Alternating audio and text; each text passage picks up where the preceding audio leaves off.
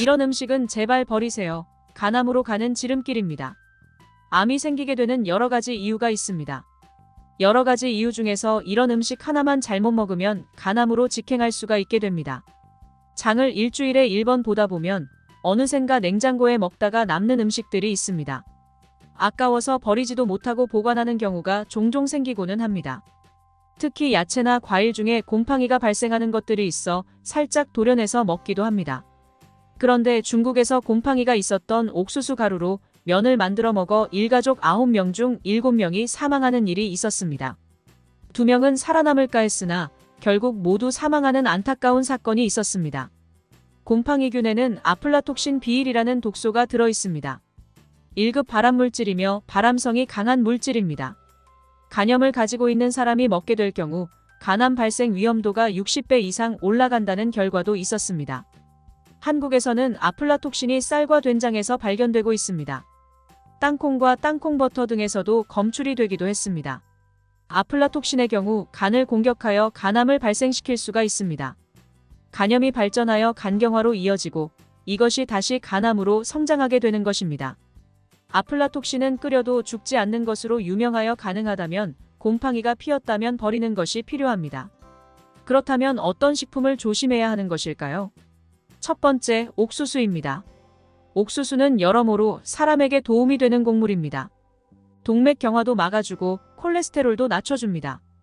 그러나 곰팡이가 피면 이야기가 달라집니다. 옥수수는 보관 처리에 문제가 생기면 아플라톡신이 생기게 됩니다. 오염된 옥수수를 쪄서 먹게 되면 걸릴 수가 있게 되는 것이죠. 옥수수는 겉보기에는 곰팡이가 피어도 깨끗이 씻어서 먹으면 되겠지라고 생각할 때가 많습니다.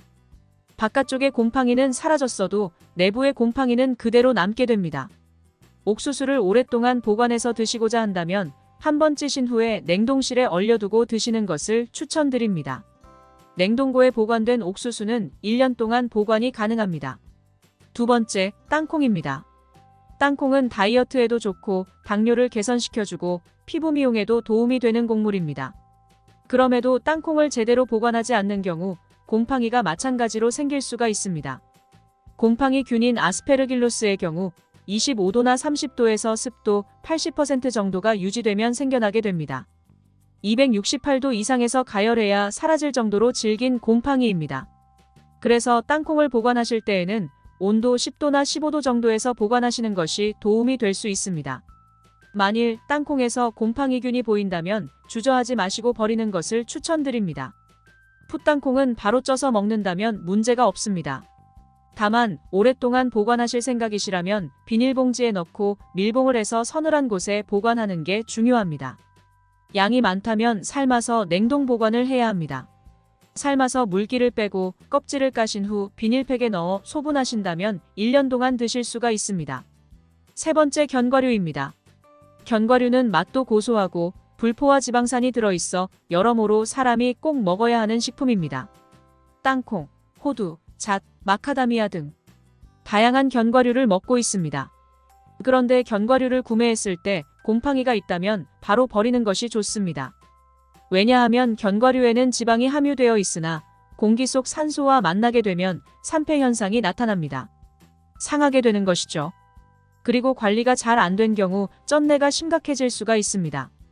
이런 경우 먹지 않는 것이 중요합니다. 견과류를 보관하려면 습도가 60% 이하가 돼야 합니다. 온도의 경우 10도에서 15도 이하로 유지하는 것이 필요합니다. 냉장고에서 보관하는 것이 필요한 것이죠.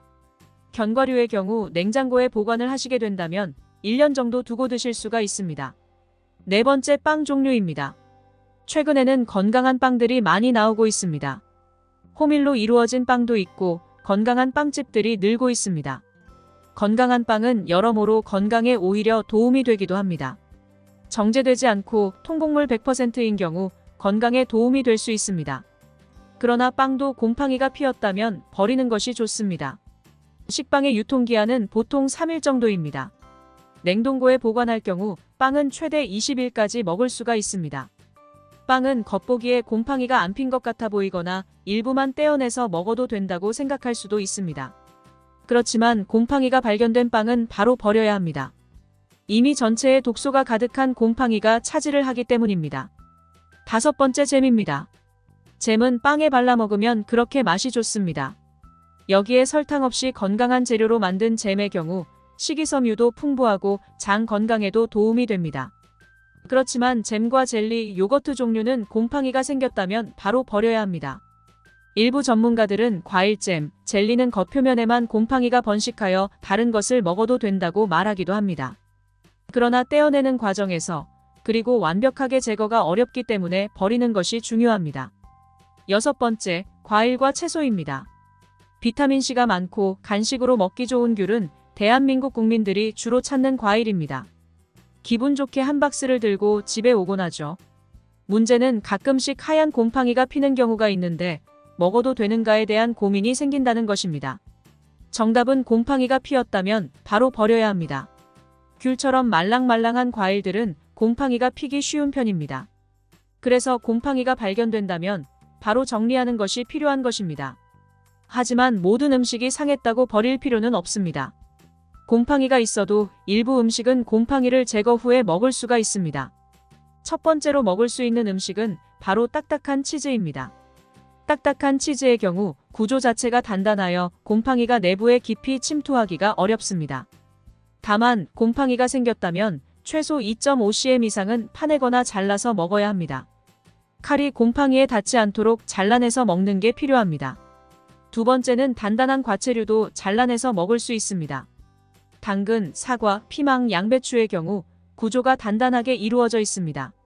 곰팡이가 내부까지 침투하기가 쉽지 않기 때문에 해당 부분을 없애고 먹을 수가 있는 편입니다.